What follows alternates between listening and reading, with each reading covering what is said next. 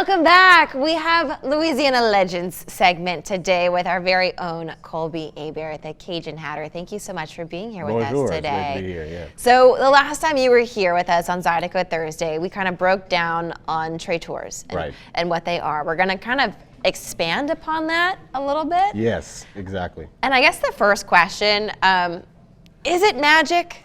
Right, yeah, a lot of people want to know that, and exactly, because it is such a kind of a folk practice that's part of Louisiana tradition that has so much, curiosity surrounding it and a lot of question marks. And I feel like that's a question that I think everybody has when they hear that, oh, someone's a traitor. Well, what exactly is that? And then, too, that also brings to question voodoo.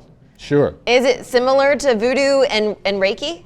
Right, yeah. How is it, what is it then that's different from those things? The tradition of voodoo is part of Louisiana history is definitely distinct and different. Voodoo is, essentially West African religion that has been syncretized into Catholicism. And primarily. you brought along a friend, Dr. Rachel Doherty.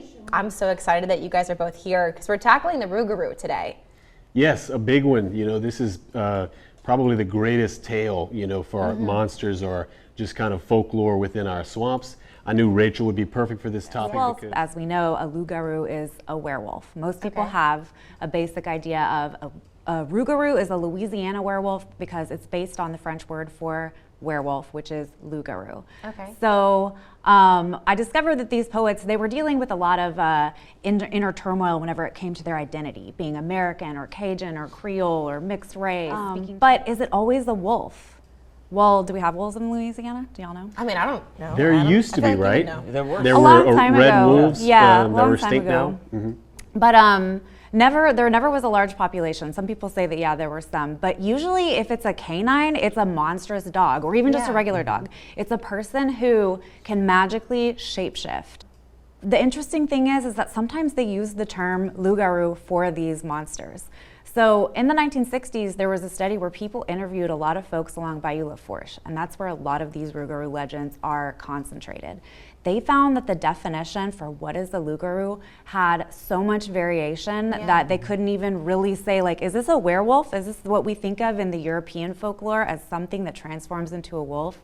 Well, not really, because they had examples of loup-garous transforming into like cats and pigs and owls, but they also had like invisible, ghostly kind of demon sort of like spirits that would haunt people. Okay, so we left off with the time travelers, and we have another really Another cool one. big one is T. Freres. Yeah. Lots of people are familiar with it, and if they're not even necessarily aware that it's haunted, they just know that it's a bed and breakfast in Lafayette. It's an iconic spot. And there, the originally owner of the bed and breakfast is Mrs. Mosley, Peggy Mosley, and she kind of talks about the most stories, and she's collected all of those, of course, from people that have stayed. We are talking about the little Cajun saint. You kind of gave us her history. Right. And she's in the process of potentially being canonized, right? Exactly.